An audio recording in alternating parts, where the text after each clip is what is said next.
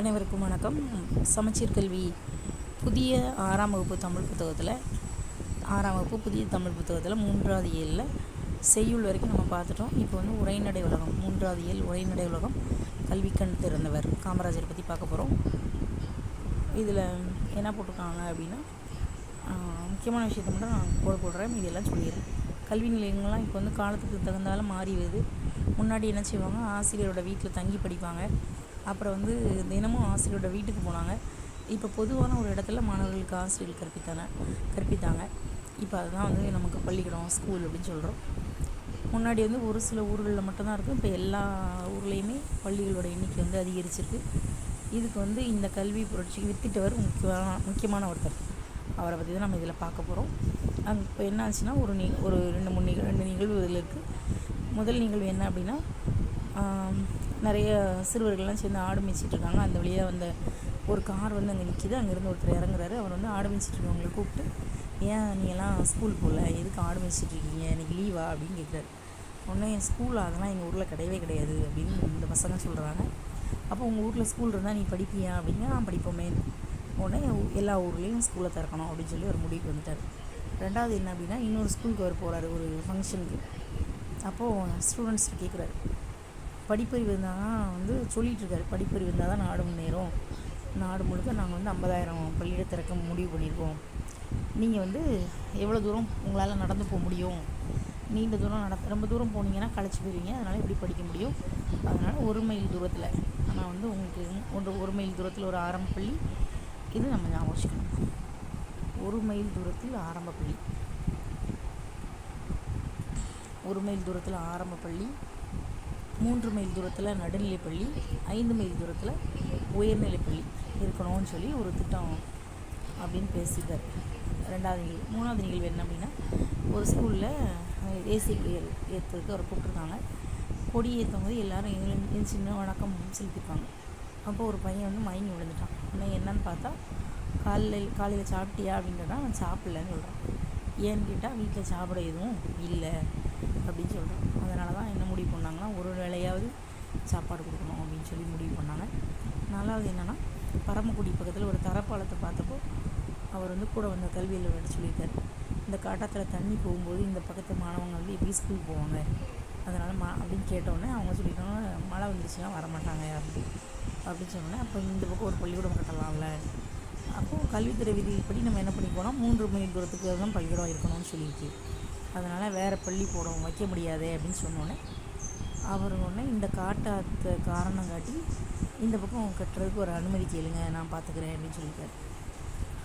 ஆடு மேய்க்கும் சிறுவர்களை பள்ளிக்கூடம் செல்ல வழி செய்தவர், ரொம்ப தூரம் போகக்கூடாதுன்னு நினச்சவர், ஸ்கூலுக்கு வரவங்களுக்கு ஒரு வேளையாவது சாப்பிடணும் அப்படின்னு கொடுத்தவர், கல்வித்துறை விதிகளையே மாற்றி மாணவர்களுக்கு நலனுக்காக மட்டும் மாற்றி அவங்க வாழ்கிற இடத்துலேயே பள்ளிக்கூடங்களை திறக்க செய்த அந்த சிந்தனையாளர் யார் அப்படின்னா, அவர் தான் கல்விக்கண் திறந்த காமராசர்.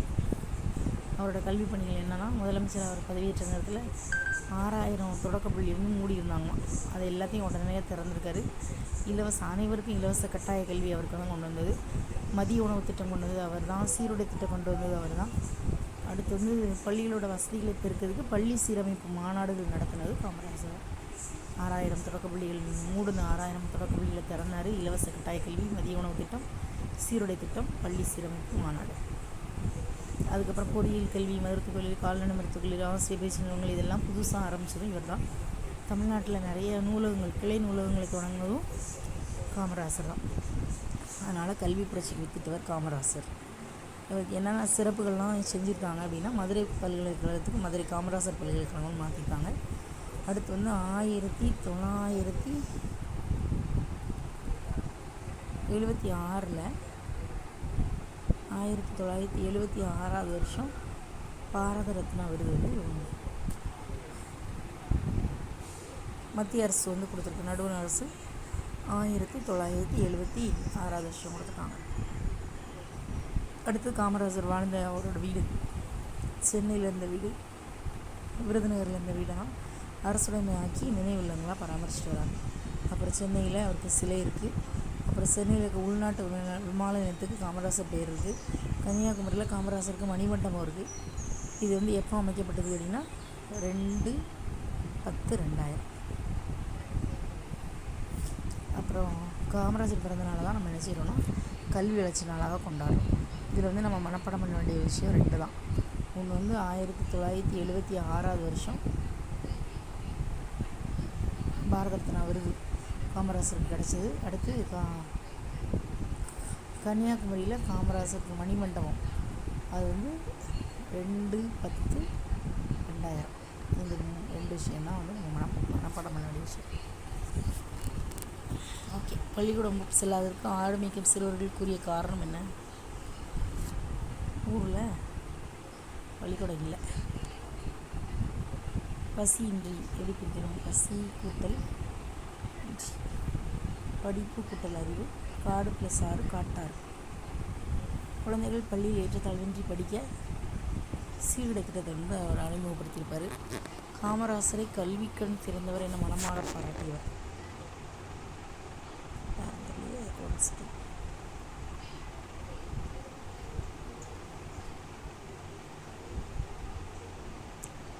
இது மட்டும் நான் பார்த்து சொல்கிறேன். காமராசரை கல்விக்கண் திறந்தவர் யார் அப்படின்னு சொல்லி யார் பாராட்டினாங்க? ஒரு செகண்ட். காமராசரை கல்விக்கண் திறந்தவர் அப்படின்னு பாராட்டினவர் வந்து தந்தை பெரியார். அடுத்தது நூலகம் நோக்கி இயல் 3. கற்றது கைமண் அளவு கல்லாத உல அளவு.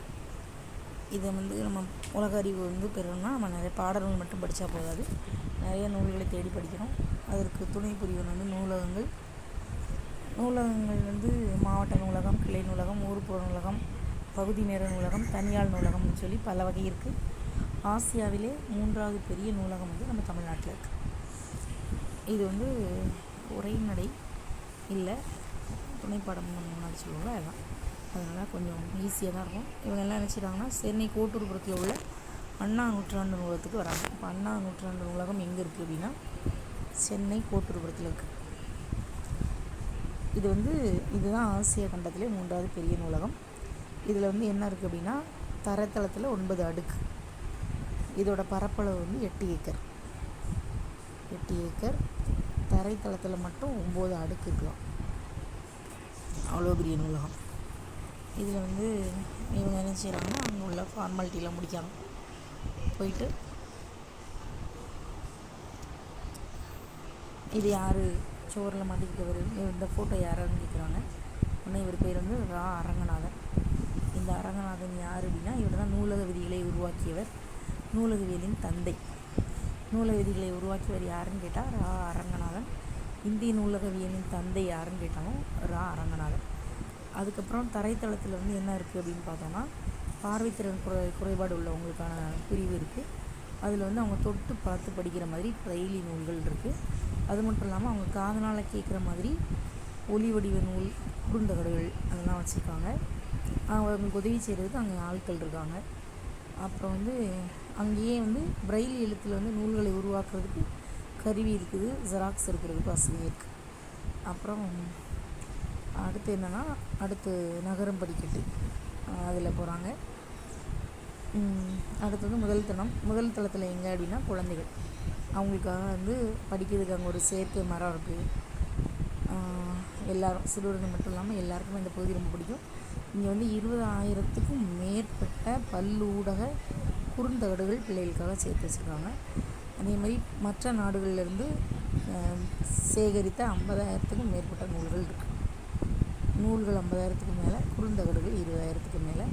எங்கே அப்படின்னா குழந்தைகளுக்கானது எங்கே இருக்குது அப்படின்னா முதல் தளத்தில் இருக்குது. அதான் முதல் படி நமக்கு என்னதான் குழந்தை தானே, அதனால் முதல் படி குழந்தைகளுக்கான. அடுத்து ஓகே, நெக்ஸ்ட்டு அடுத்தது இது அப்புறம் போகிறது வந்து எங்கே போகிறாங்கன்னா 7வது தளத்துக்கு போகிறாங்க. 7வதுல என்ன இருக்குது அப்படின்னா அரசு கீழ்த்திசை சுவடிகள் நூலகம். அரசு கீழ்த்திசை சுவடிகள் நூலகம் 7ஆம் தளத்தில் இருக்குது. இங்கே என்ன இருக்குன்னா நிறைய ஓலைச்சுவடிகள் இருக்கும். இதிலேயே நிறைய வரலாறு, புவியியல், சுற்றுலா தொடர்பான நூல்கள் இருக்குது. அது மட்டும் இல்லாமல் அண்ணா நூலகத்தில் அனைத்து வகை போட்டித் தேர்வுகளுக்கு தேவையான நூல்களும் இருக்குது. மின் நூலகம் இருக்குது. அனைத்து துறை சார்ந்த தரமான மின் நூல்களும் மின் இதழ்களும் இருக்குது. ஏன் வந்து எல்லா பக்கமும் இங்கே அங்கே என்னென்னா அங்கே ஏசி வச்சுருப்பாங்க, குளிர் பதன வசதி, லைப்ரரி ஃபுல்லாக இருக்குது. அது மட்டும் இல்லாமல் அங்கேயே வந்து என்னென்னா கூட்ட அரங்கு, கலையரங்கு, கருத்தரங்கு கூட்டம், கண்காட்சி அரங்கு எல்லாமே இருக்குது. அதுக்கப்புறம் இப்போ வந்து தமிழ்நாடு அரசு வந்து நடமாடும் நூலகம் அப்படிங்கிற திட்டத்தையும் இப்போ தொடங்கியிருக்காங்க. பக்கத்தில் இருக்க கிளை நூலகம் எல்லாத்தையும் நீங்களும் பயன்படுத்துங்க அப்படின்னு சொல்லி அவங்க சொல்லியிருக்காங்க. இப்போ வந்து என்னென்ன தளத்தில் என்னென்ன இருக்குது அப்படின்னு நம்ம பார்ப்போம். தரைத்தளத்தில் வந்து சொந்த நூலை கொண்டு போய் படிக்கலாம். அப்புறம் பிரெயில் நூல் இருக்குது. முதல் தளம் வந்து குழந்தைகளுக்கான பிரிவு பருவ இதழ்கள். இரண்டாம் தளம் வந்து தமிழ். நான் வந்து எப்படி ஞாபகம் வச்சுக்கேன்னா, முதல்ல குழந்தையா இருப்போமா, குழந்தையா இருக்க நம்ம அடுத்து தமிழில் திட்டக்க பேசுவோம். அதனால் ரெண்டாவது தளம் தமிழ். மூணாவது வந்து நமக்கு என்ன செய்வோம், கொஞ்சம் பேச ஆரம்பித்தோன்னே பெரிய ஆள் மாதிரி என்ன செய்வோம். இப்போ சின்ன பிள்ளைங்களே 3 வயசு பிள்ளைகளே என்ன செய்யுது, கம்ப்யூட்டர் பற்றி எல்லாம் பேசுகிறாங்களா, அது மாதிரி தத்துவம் பேசுது, அரசியல் பேசுகிறாங்க அப்படின்னு ஞாபகம். அடுத்து என்னது, எல்லாம் பேச ஆரம்பித்த பிறகு பிள்ளைங்க 4வது ஸ்டெப்புக்கு வரும்போது என்ன செய்வாங்கன்னா, ஸ்கூல் போக ஆரம்பிக்குது, காசு பற்றி பேசுகிறது, சட்டம் பேசுகிறது, கொடுக்கல் வாங்கல், காசு கொடுத்தா வாங்கணும் அப்படிங்கிறது. இதெல்லாம் தெரிஞ்ச பிறகு 5வது என்ன பண்ணுறோம் அப்படின்னா, 5வது தளத்தில் கணக்கு பார்ப்பாங்க. இப்போ தான் நம்மகிட்ட இவ்வளோ காசு இருந்ததுனா தான் இது வாங்க முடியும். அதுக்கு முன்னாடி வரைக்கும் தெரியாது, காசு இருந்தால் தான் வாங்கணும்னு கூட தெரியாது. ஆனால் அந்த 5 வயசு வரும்போது தான் அவங்க காசு இருந்தால் தான் நம்ம வாங்கணும் அப்படின்னு கணக்கு போட ஆரம்பிப்பாங்க. அறிவியல் அப்படி நம்மளாம் அப்படி வச்சுக்கலாம். அடுத்தது 6ஆம் தளம் வந்து பொறியியல், வேளாண்மை, திரைப்படக்கலை. இது நம்ம ஞாபகம் தான் வைக்கணும். வர வழியில் பொறியியல், வேளாண்மை, திரைப்படக்கலை. 7வது வரும்போது வரலாறு, சுற்றுலா, ஏற்கனவே பார்த்தோம். அரசு கீழ்த்திசை செடிகள் நூல் அங்கே இருக்குது. 8ஆம் தளத்தில் வந்து கல்வி தொலைக்காட்சியும் நூலகத்தின் அலுவலக பிரிவு இருக்குது. மொத்தம் அங்கே வந்து 8 தளம் இருக்குது அப்படின்னு பார்த்தோம். ஓகேவா? 8 ஏக்கர் 9 அரங்கு, தளம் வந்து 8 தளம்.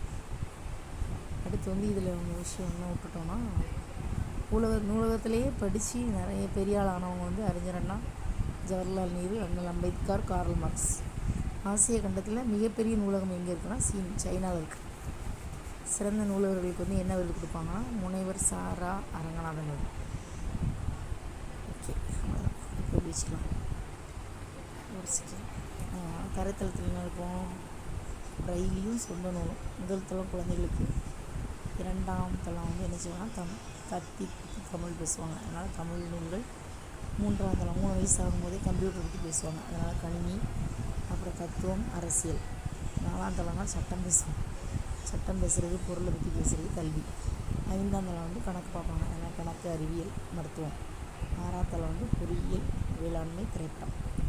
6 வயசில் படம் பார்க்க ஆரம்பிக்கிறதா வச்சுக்கிறது தான். 7 நம்ம ஏற்கனவே பார்த்துட்டோம், வரலாறு, சுற்றுலா, அரசு கீழ்த்திசை சோடிகள் நூலம். 8 வந்து கல்வி தொலைக்காட்சியும் நூலகத்தின் அலுவலக பிரிவு. அடுத்து வந்து இது வந்து கிராமர், இலக்கணம். இலக்கணத்தில் வந்து நம்ம முன்னாடி வந்து எழுத்து பற்றிலாம் பார்த்தோம், சார்பு எழுத்துக்கள், ஆயுத எழுத்து இதெல்லாம் பார்த்தோம். இதில் மொழி முதல் எழுத்து. இதில் என்ன அப்படின்னா, இப்போது நம்ம தப்பாக எழுதிடக்கூடாது, கரெக்டாக எழுதணும் அப்படின்னா எந்த எழுத்துலாம் முதல்ல வரும், மொழி முதல் எழுத்து வருமா, எதெல்லாம் மொழி முதல் எழுத்து, எதெல்லாம், அதெல்லாம் நம்ம பார்க்க போகிறோம். மொழினாலே என்ன அர்த்தம், சொல் அப்படின்னு சொல்கிறோமா. மொழினாலே சொல் அப்படின்னு ஒரு பொருள் உண்டு. இதில் சொல்லின் முதல் ஒரு எழுத்துக்களை தான் மொழி முதல் எழுத்து அப்படின்னு சொல்கிறோம். இப்போ தமிழ் அப்படின்னு சொல்கிறோம்னா இதில் மொழி முதல் எழுத்து என்னது, தாங்க தமிழோட மொழி முதல் எழுத்து. இப்போ இதில் எதெல்லாம் வந்து நமக்கு வந்து முதல்ல வரும் அப்படின்னு நம்ம பார்த்தோம்னா, மொத்தம் வந்து 12 உயிரெழுத்து இருக்கா, ஆலேருந்து அவ் வரைக்கும், அது எல்லாமே வரும். அடுத்து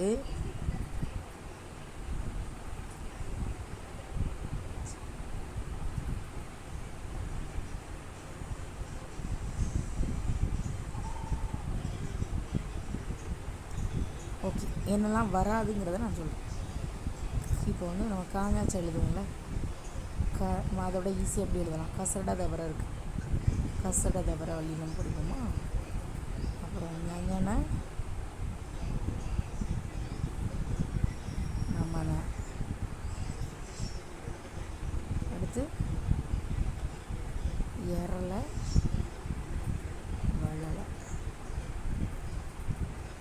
இதில் எதுலாம் முதல்ல வரும் அப்படிங்கிறத விட ஈஸியாக எது வராதுன்னு கண்டுபிடிச்சோம்னா போதும்.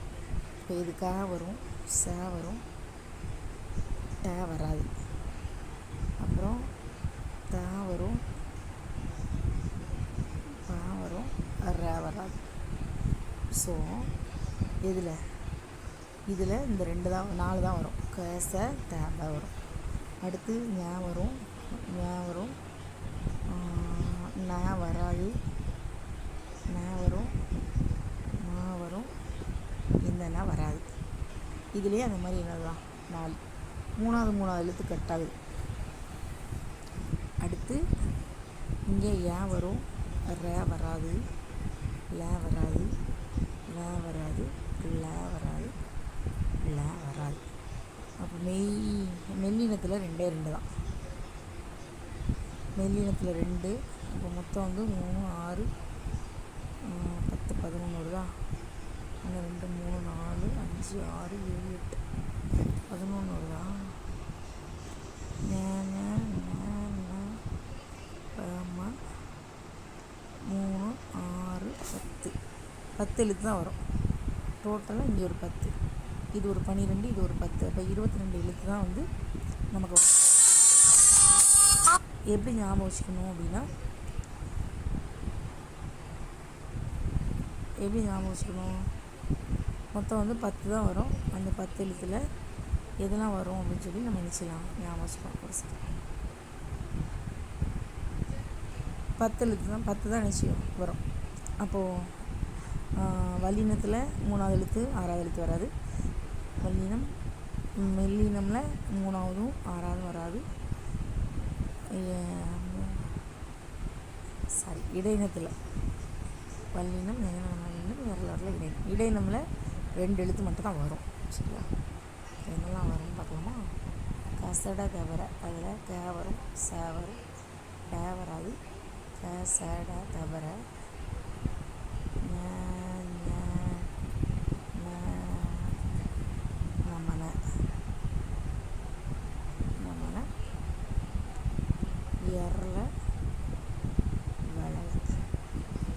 ஸோ இதில் எதுதான் வரும் வராதுன்னு பார்க்கலாமா?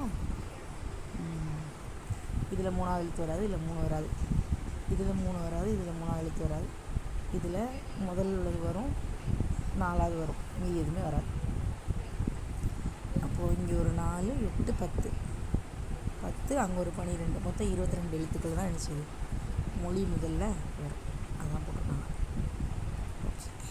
நெக்ஸ்ட் இதில் வந்து ஞ அப்படின்னு சொல்லியிருக்காங்கல்ல, இந்த வந்து இந்த ஞானம் வந்து தனித்து இயங்காமல் அங்கனம் இங்கனம் எங்கனம் அப்படின்னு வருமா. ஞா வரிசையில் ஞ ஞோ நே ஞோ 4 எழுத்து தான் வரும், எல்லாம் வராது. ஞா வரிசையில் எல்லாமே வராது, 4 தான் வரும். ஞ ஞா, அப்புறம் ஒத்தக்கம்பு போடுற ஞே, ஒத்தக்கம்பு போடுற ஞோ, இது மட்டும் தான் முதல் எழுத்தில் வரும். இந்த 4 ஏன் வரிசையில் யா வரும், அப்புறம் யூ வரும், அப்புறம் யோ வரும், யவ் வரும். எப்படி ஞாபகம் வச்சுக்கோங்கன்னா, யா ஈ வராதா, யூ வரும், ஊ வரிசை வரும், யோ. இது ரெண்டுமே ஒத்தக்கம்பு இல்லாமல் ஒரு ஒத்தக்கம்பு ஒரு ஒத்தக்கம்பு. இந்த 6 எழுத்து வரும். வால 8 எழுத்து வரும். வா வரிசையில் 8. வா வா வி வே வே வை வா. வே வா வி வே வே வை வா. ஓகே. அடுத்து மொழிக்கு முதல்ல வராத எழுத்து எதுனா மெய் எழுத்துக்கள் 18 வராது. அடுத்து நம்ம ஏற்கனவே அங்கே ஒரு 8 எழுத்து விட்டுட்டோம்ல, கட் பண்ணி விட்டோமே ஒரு 8 எழுத்து இருக்குல்ல, ட ர ந ந ஏவ சரி ல ர ல ல அந்த 8 எழுத்து வராது. 6 எழுத்து வராது. அப்புறம் ஏ வரிசையில் ஞா வரிசையில் வா வரிசையில் ஏ வரிசை சொல்கிறோம் ஞ. இதில் வந்து மொழிக்கு முதல் எழுத்தில் வரும், மொழிக்கு முதல்ல வர எழுத்துன்னு கொஞ்சம் பார்த்தோம். அதை தவிர மீதி எதுவுமே முதல்ல வராது. இது மட்டும் கொஞ்சம் பார்த்துக்கணும். ஏன் வரிசையில் எத்தனை கொஞ்சம் வந்து மெமரைஸ் பண்ணாலும் அப்பப்போ ஞாபகப்படுத்திக்கணும். வந்து இப்போ ஏன் வரிசையில் எத்தனை வரும்னா, ஏன் வரிசையில் வந்து ஒரு 6 வரும். ஏவை இப்படி 6ன்னு வச்சுக்கணும். ஏன் வரிசையில் ஒரு 6, அப்புறம் வரிசையில் 8, அப்புறம் வரிசையில் 4, 4, 6, 8. இது வந்து ஒத்தக்கொம்பு வரும். ஏன்னா நே ஞோ. இது வந்து யா ஈ கிடையாது, யூ, அப்புறம் ரெட்டக்கொம்பு யோ, அப்புறம் யவ். இங்கே 8 என்னென்னா வா வி, அப்புறம் வே வை வா வவ் வரும். இதுவும் வரும். இது இல்லாமல் இப்போ நம்ம இதுலேருந்து வருதுல்ல, டேலையோ ரேலையோ டப்பா அப்படின்னு சொல்கிறோமா, அப்போ அது தமிழ் எழுத்து கிடையாது. ஏன்னா டே வந்து முதல்ல வராது. அதுக்கு வேறு என்ன சொல்லலாம், ரப்பர் சொல்கிறோமா, இதெல்லாம் தமிழ் எழுத்து கிடையாது. லட்டு தமிழ் எழுத்து கிடையாது. இல்லை வந்து முதல்ல இருக்குது. அப்போ இந்த மாதிரி எழுத்துலலாம் வந்துச்சுன்னா இது தமிழ் எழுத்து கிடையாது, தமிழ் மொழியில் உள்ள வார்த்தைகள் கிடையாதுன்னு அர்த்தம். ஓகே. மொழியாளும் யாதானும் நாடாமல் ஊறாமல் இன்னொருவன் சாந்துணையும் கல்லாதவார். இதெல்லாம் வந்து சும்மா பார்த்துக்கோங்கன்னு சொல்லியிருக்காங்க. இது பழமொழி 400 உள்ளது. என்ன கேட்பாங்கன்னா, யாதானும் நாடாமல் ஊறாமல் இன்னொருவன் சாந்துணையும் கல்லாதவார். இதில் ஏதாவது ஒன்றை விட்டுட்டுப்பாங்க, இல்லை அதை மாற்றி கேட்கலாம். இது என்னென்னா, இதையே கொடுத்துட்டு ஆற்றோனா வேண்டியது இது வந்து எதில் உள்ளதுன்னு கேட்கலாம். நம்ம ஒன்று பழமொழி 400 சொல்கிறோமா, அதுதான்.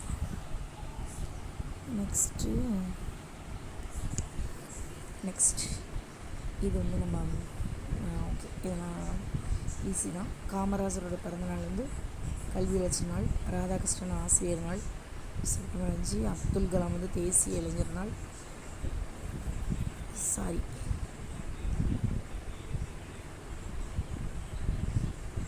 ஜவஹர்லால் நேரு வந்து குழந்தைகள் நாள். அப்துல் கலாம் வந்து மாணவர் நாள். விவேகானந்தர் தான் தேசிய இளைஞர் நாள். ஓகே. அடுத்தது இருபொருள் தரக்கூடிய சொல். இதெல்லாம் இது ஓகே. அடுத்து வந்து இது நம்ம வந்து இந்த பேராவை வாசி அதில் இருக்க ஆன்சர் எடுத்து எழுதணும். இது வந்து இப்போ டிஎன்பிசியில் இதெல்லாம் வந்து வச்சுருக்காங்க. டிஎன்பிசியில் இது ஓகே தான், எழுதிடலாம். அப்புறம் இது வந்து நம்ம சுற்றல் எழுதும். ஆசிரியர் கவிதை எழுதும்போது ஆசிரியர் பாடம் கற்பிக்கிறார். இந்த மாதிரி நம்ம சேர்த்து எழுதுறோம்ல. ஓகே. அப்புறம் இடம் மாற்றி போட்டிருக்காங்க. நம்ம வந்து என்ன செய்யணும், சரியாக எழுதணும். கல்வியை போற்றி கற்க வேண்டும். கற்றதன் பயனை மறக்கக்கூடாது. மாணவன் ஒருவன் மயங்கி விழுந்தான். இங்கு மின் நூலகம் உள்ளது. ஆயுத எழுத்து சொல்லின் முதலில் வராது. அப்புறம் வந்து இந்த வார்த்தையை தான் படிச்சுக்கணும். இது வந்து கலைச்சொற்களில் கண்டிப்பாக வரும். கல்வி இங்கிலீஷில் வந்து எஜுகேஷன். நூலகம் லைப்ரரி. மின் தூக்கி லிஃப்ட்டு. மின் நூல் புக்கு. பல்கலைக்கழகம் யூனிவர்சிட்டி. நகரம் படிக்கட்டு எஸ்கலேட்டர். மின் நூலகம் லைப்ரரி. மின்னிதழ்கள் மேகசின். அவ்வளோதான். ஓகே. இது வந்து வள்ளுவரை பற்றி